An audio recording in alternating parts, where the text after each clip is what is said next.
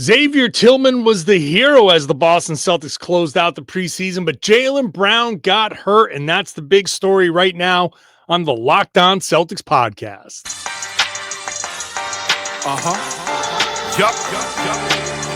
Beantown, be ever ready.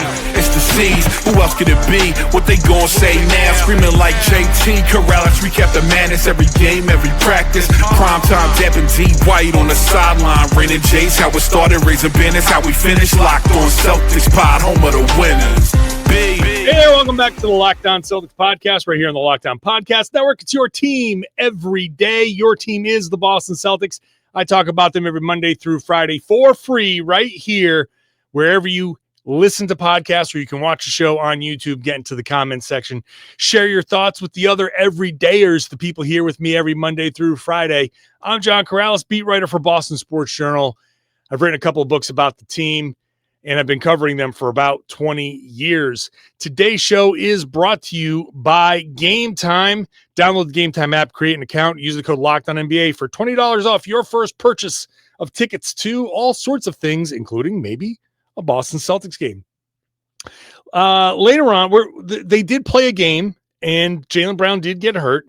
I'll go through the bad stuff later in the third segment. I'll save the worst for last. Anthony Simons, the turnovers, Luka Garza's illegal screens.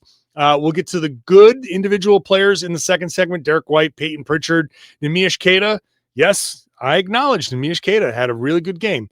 We'll get into the Tillman heroics in a little bit, but we have to start with the absolute worst case scenario. Jaylen Brown, about 7 minutes into the first quarter, bringing the ball up, kicks the ball ahead, and then reaches back and grabs at his left hamstring. It is my biggest fear for the Boston Celtics that Jaylen Brown, who has a history of hamstring issues, would go down with a hamstring injury. And, throughout the summer, we talked about, as long as the Celtics stay healthy and blah, blah, blah. But if Jaylen Brown, deals with a hamstring, is a reason I always bring up the potential for a hamstring injury with Jaylen, because this is, I don't know, the 7th, 8th, 9th, 10th time he's dealt with some sort of hamstring something during a regular season. So look, some guys, they just have a thing, and that's how it goes. Jaylen has managed it, I think, fairly well. It just creeped up and bit him.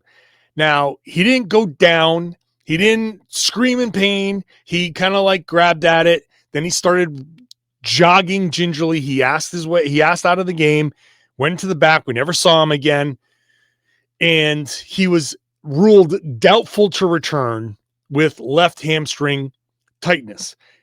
Hasn't officially been diagnosed as a strain, hasn't officially been ruled out of anything, but hamstring and Jaylen Brown immediately just puts up the red flag for me because of his history and because it's a soft tissue thing. Now, I'm notorious for saying when a guy is healthy, when he's 100%, he should play, because you're not getting to more than 100%. And that is still true. I still believe that. But it's easier with a break, or even with Jayson's Achilles injury. That's a catastrophic injury. You sew the thing back together. When it heals, it heals. When you're ramped up, and that's it. A broken bone, when it heals, and that's it. Soft tissue injuries are so different because there's a reason. Just physiologically, there's a reason why certain things keep happening to certain people. Their body is made a certain way where they constantly experience, for Jaylen Brown, it's tightness in the hamstrings. And whether that's a hamstring issue, a glute issue, a back issue, a lot of times these things kind of all come together. Everything's connected, the leg bone's connected to the thigh bone and all that stuff. When it comes to the soft tissue, when it comes to a hamstring, the Celtics have to be so extraordinarily careful with Jaylen, because the last thing you want to do is have him feel like, oh yeah, I'm good. Come back and he's 99% or thinks he's 100%, and you're not 100% sure, and you take his word for it, and then it happens again. once you get a hamstring tightness, that thing can come back, and maybe it's not all the way gone, and it can get worse, and then it becomes a full strain, and you're out 3-4 weeks, a month plus. It's so tricky. Hamstrings are so tricky. Soft tissue injuries are so tricky. And this isn't a season where the Celtics have to worry about, like, oh my God, how does this affect our playoff chances? Doesn't matter. Who cares? Who cares? This is about getting through the season. If the Celtics are a playoff team, which I think if Jaylen is healthy, and let me just interject on my own thing here and say it's entirely possible that in 2 days he'll be totally fine. And I acknowledge that. He could be totally fine. But if they are good enough to make the playoffs, and whatever run they make, is Tatum back? Is he not? Whatever. Great. It's all gravy to me. Get through the season, learn who can accentuate Jaylen Brown, Jayson Tatum, Derrick White, and move on and try to build your championship contender next season. So if Jaylen's like, no, I feel okay for opening night, and the trainers have any tiny little bit of issue, you say, nope. Overrule them. You have to overrule them. This is the one time you have to overrule the player. Soft tissue injury, Jaylen Brown hamstring, you have to make extra sure. Whenever he says he's ready, you give him a couple more days. Give him some more stretching. Give him some more whatever. Like that is, I think, the exception. There's an exception to every rule. That's an exception to the rule. Soft tissue injuries especially, but especially the hamstring with Jaylen. I'm going to stop there because I don't know how serious it is. He could be totally fine and ready for opening night. I will kind of be a little worried about it, but it is what it is. I just want them to be careful, be cautious. If there's any wavering, then no. I don't care if he misses the first week of the season, 2 weeks of the season. Celtics are going to struggle with that part of the season anyway. So it's okay. Just please be careful with Jaylen Brown. Now the Celtics did continue to play, and they almost blew it. We were looking at the Toronto Raptors again, making another late fourth quarter comeback. More fourth quarter turnovers, more kind of frantic play from the Celtics. There were better players on the floor this time around, though, and they ended up winning the game. They didn't all the way collapse, although the Raptors did come back to tie it. But shout out to Xavier Tillman, who scored 7 points in the last, it was a little less than 4 minutes of the game. 7 points. He had an assist, 2 rebounds. The assist was a 3-point assist. So he hit a 3. He hit this gorgeous layup, the great move to get in for the layup. And then the floater to win the game. And then he assisted on another 3-pointer, Anthony Simons. So Tillman was responsible for 10 points, 10 Celtics points in the last, we'll say, round up to 4 minutes. Plus those couple of rebounds. And I think he might have a steal in there too. I will just say that Tillman came in saying, look, I've lost 12 pounds. I'm playing lighter. My knee feels good. He said after the game, there were points last year where I didn't want to jump because I wasn't sure how my knee was going to handle the jumping and the landing. And this year I feel like I can do everything. And you didn't even realize, like, you didn't want to jump. Like, you couldn't jump. Jumping is a key element to playing basketball. Most basketball players kind of need to jump, and to not jump is that's a rough season. And for him to come off that rough season, put in that work, lose weight, get his knee right, and hopefully everything is right, to come in and right away, preseason game or not, to have a fourth quarter like that. Look, these teams were trying to win the game, and Tillman made the plays that guys couldn't make in the last Toronto game. They were out there against some of the Raptors regulars. Tillman went and kind of closed out the game. Tillman hit the final shot, hit the game-winning shot, made plays, and I just am happy that he kind of gets this moment right away. A little bit of validation. I put in the work, I got my knee right, and look at this. I'm closing out a win, preseason or not. That was a nice kind of, I don't know if milestone is the right word, but it was a nice kind of moment for Tillman. You can see in that smile after the game, he's just like happy that, you know what, it is worth it, and he talks about, he talked about post-game how it keeps you motivated. And I'm sure it can be really difficult for a guy like Tillman, who's still like 27 years old, right? He's still in his prime. I know he has like the beard and the way he looks, just people think he's 37, not 27. He's in his prime, but to be that age and think like, man, is my body going to start like giving up on me here? To have this moment is important to motivate him, is important to have him be like, okay, it's working. I made these sacrifices. It's working. I get to have this moment. I have my teammates coming up and cheering for me and the fans erupting. That felt like a real moment. That building gets loud, even though it's a preseason crowd. It wasn't totally full. That place got loud and you have that moment. It's a great, great feeling.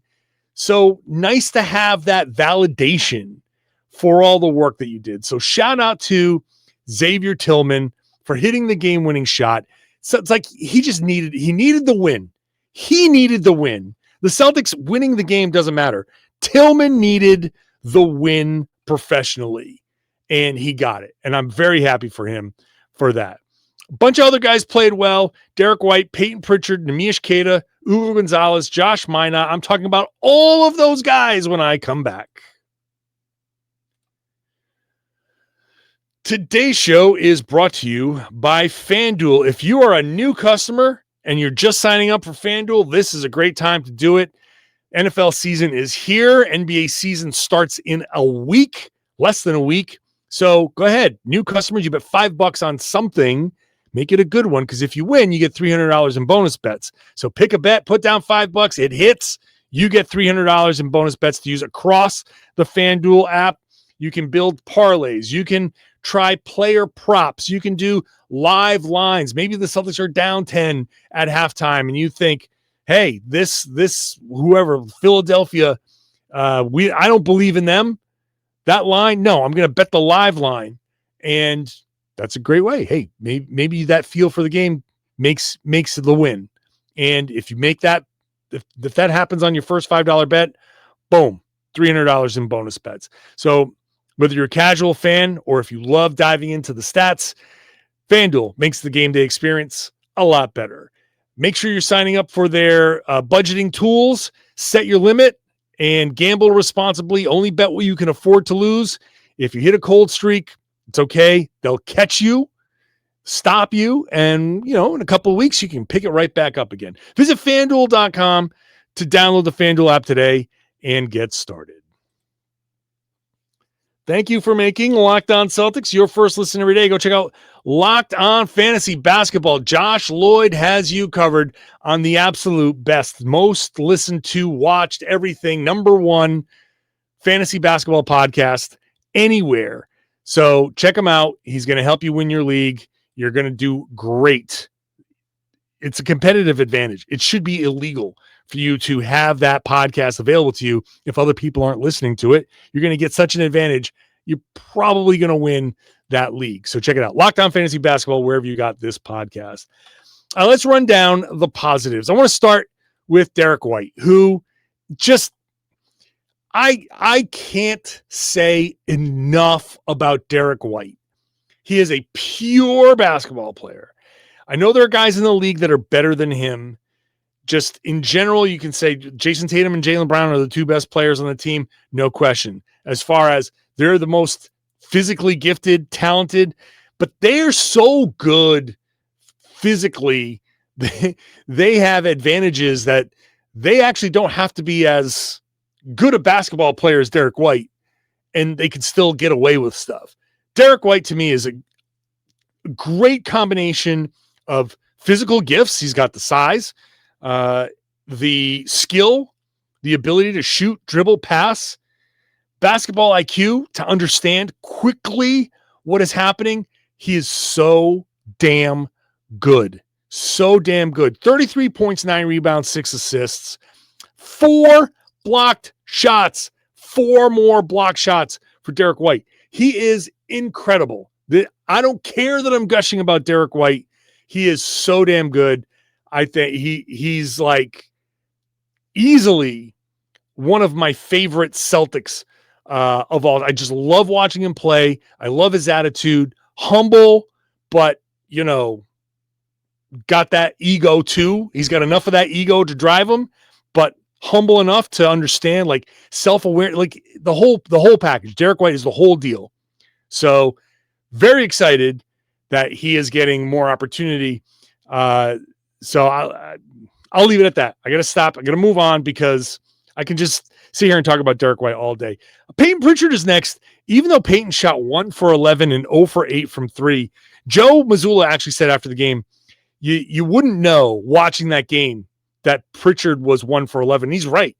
I'm shocked to see 1 for 11. Like, I could have swear that I saw Pritchard hit a few buckets, but 10 rebounds, 10 assists, 10 points, 10 assists, 3 rebounds, but a plus 19, team high plus 19. So he missed shots, but was still in there doing things. Pritchard might be the Celtics' best rebounder this preseason. Just the effort, boxing out, getting to the loose ball, getting in there. He's done a lot of work on that end. So it was incredible. It's incredible for Pritchard to do what he does. And we all know that he sneaks in there for offensive rebounds, but he has been working like crazy to get in there and rebound and box out and give his teammates a chance to rebound. So I have to give Pritchard the shout out, even though he shot absolutely horrifically. He made a positive impact in so many other ways. Neemias Queta. I know people are going to be like, oh, there you go, John. You get to pick on Neemias Queta. I do not enjoy picking on Neemias Queta. This is not a Trae Young situation. Trae Young has a special category. He's different. Neemias Queta, I have nothing personal. I have no vendetta. I have no ill will. I have my assessment of his skill level, and that's been made clear here. But I pride myself on being fair, and I do hope he proves me wrong. I'm full Principal Skinner. Prove me wrong, kids. Prove me wrong. Prove me wrong, Queta. And this game, even Joe Mazzulla after the game, when he was asked, about Queta's ups and downs, he said this was good. He understands that Queta has the ups and downs, and he said this was good, as in this was a good night for him. And he showed it in practice the past couple of days, and it paid off here.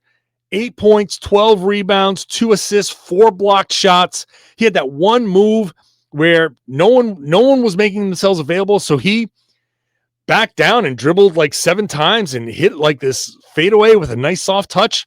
Really great move. Great finish. Like I said, nice soft touch for him. That was a really nice move. Impressive. Getting in there and rebounding like he did, impressive. Defending like the way he did, impressive. If he continues to do that, I will absolutely shut up about it and give him the absolute due praise. He was really good in this game. But we need to see it consistently. You can't look past the obvious with him. Stretches of good. He's had stretches of good before. This is not the first time he's played well. He has played well before, and then it has gone away.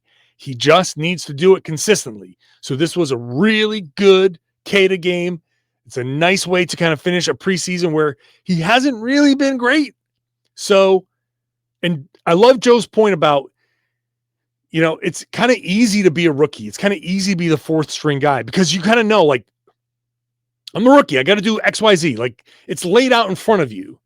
But to be the guy that's a starter or considered as a starter, that's a different level. That's hard to live up to that standard all the time.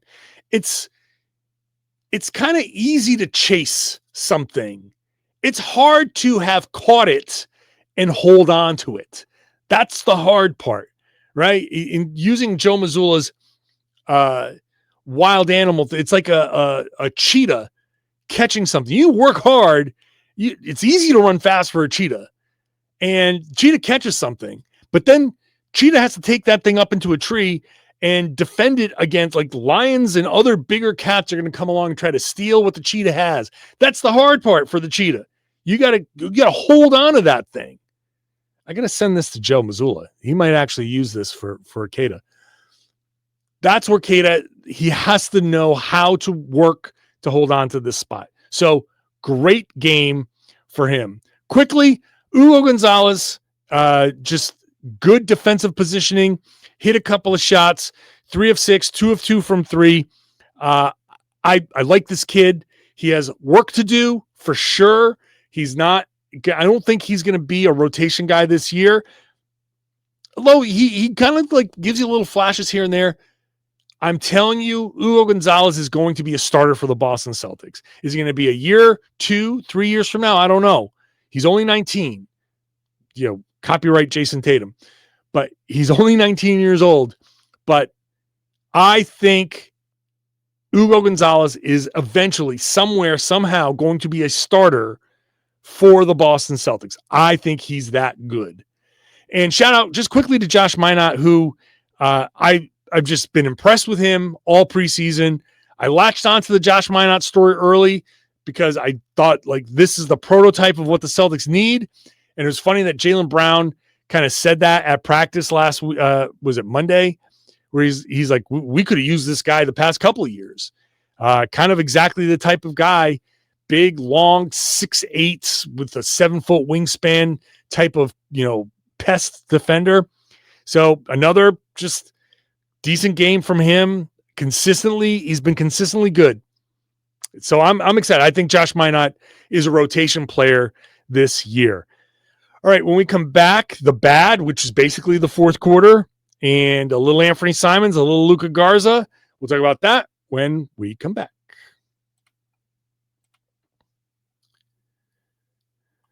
Today's show is brought to you by Wayfair. The holidays are going to be here before you know it. I actually went to a store and saw Christmas stuff up already. But getting your home ready for guests and celebrations can feel like a lot. Maybe your serveware needs a refresh, or maybe the guest room can use some new bedding. Wayfair has everything you need to get your home holiday ready. From Christmas trees and wreaths to bedding, cookware, and outdoor inflatables, it's your one-stop shop for every room in the house. Wayfair makes it easy to personalize your home for the holidays with a huge selection for every style and every budget. I've used Wayfair myself for, I've one room with couch and chair and table, all from Wayfair. Fits perfect, looks perfect. It's exactly what we're looking for. And with free and easy delivery, even on that big stuff, you can get everything you need without the hassle of huge delivery fees. I know when it comes time, like my wife, it's almost time for her to start texting me Wayfair links about, hey, I love this Christmas stuff. I would say 30% of my texts for my wife are Wayfair links. So get organized, get refreshed, and get ready for the holidays for less. Head to wayfair.com right now to shop all things home. That's Wayfair, WAYFAIR.com. Wayfair, every style, every home. Today's show is also brought to you by Game Time. I've used Game Time to get into a few different events, and it's super easy. Basketball season's here. You can get into the arena for these opening games and avoid the complete headache that it normally is getting tickets. You're not going to wait in a queue. You're not going to get surprise fees. You're not going to get prices that jump right before checkout. It's frustrating. all you want to do is go cheer for the Celtics, that's where Game Time comes in. You have an advantage. It's like a life hack getting these amazing NBA tickets. When I use Game Time, it's very easy. Open it up. It's the deals are there. You can see the green lights that tells me where the deals are. You see what you see. The price is what you pay. No surprise fees at checkout. They have the seat view. So if you're in a new arena that you've never been to, you're not quite sure. It might look good on the map, but you click on it, you can see what you're going to see before you get there. There are even some NBA tickets here for under $25. Take the guesswork out of buying NBA tickets with Game Time. Download the Game Time app, create an account, use the code LOCKEDONNBA for $20 off your first purchase. Terms do apply. That's LOCKEDONNBA, LOCKED on NBA for $20 off. Swipe, tap, ticket, go. Thank you for making Locked On Celtics your first listen every day. Go check out Locked On NBA, Locked On NBA Game Night. 2 podcasts on the same feed. Game Night's going to have all the games covered 7 days a week.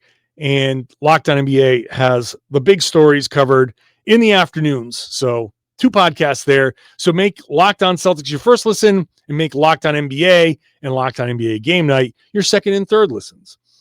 All right, let's get into some of the things that bothered me in this game. I'm going to start with Anthony Simons, who I was going to let him slide. I thought it was like a foul that was like a no call. And then you look at it again, you're like, oh no, that's absolutely a flagrant.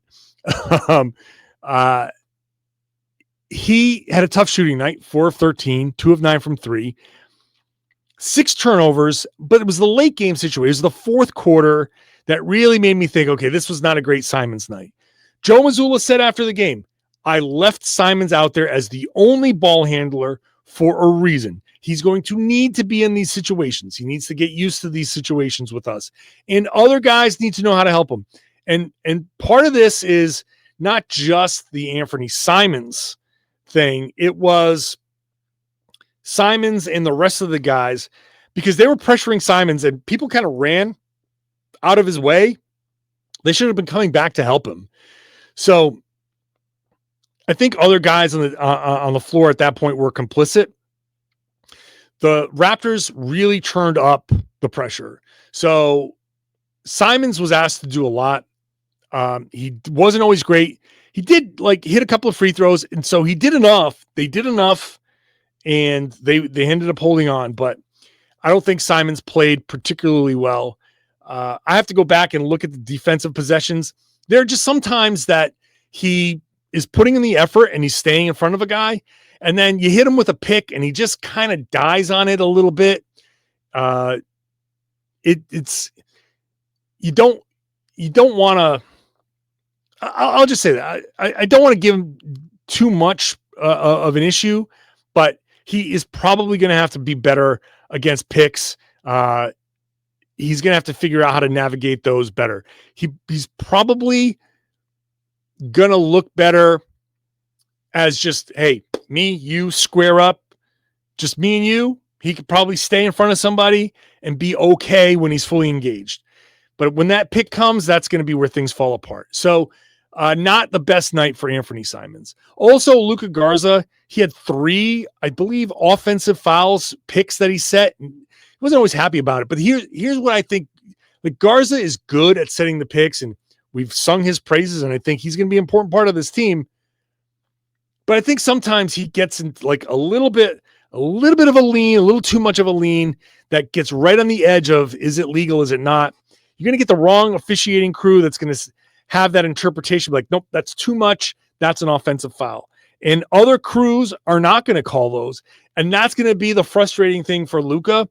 It's that he's going to set the same pick 2 nights in a row. On one night, it won't be a foul. On another night, it will be. And the problem's going to be that when it's called, you'll look at it and be like, yeah, it kind of is. And he's going to rightly say, well, they didn't call it 2 nights ago. And you're like, yeah, no, they kind of let you play a little bit. And that's that's where the officiating differences are evident. So it's going to be a little tough. I think that might be his most frustrating part of this season. So I'm not going to say, I'm not going to get too hard on him for it, but he's going to have these nights. He's going to have another night where he hits 2 or 3 illegal screens, and it's going to be like, oh my God.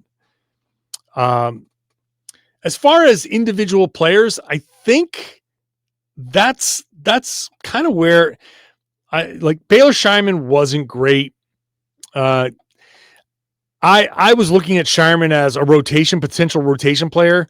Right now, I'm not seeing Scheierman as a rotation player. I think Josh Minot has come in and kind of taken those minutes. But we'll see. Jordan Walsh played 11 minutes, was okay. Nothing great, but nothing bad. So missed a couple of shots, but yeah. So, I mean, Jordan's been hurt, had the groin issue, kind of tough. I'm not sure where he fits in all of this right now.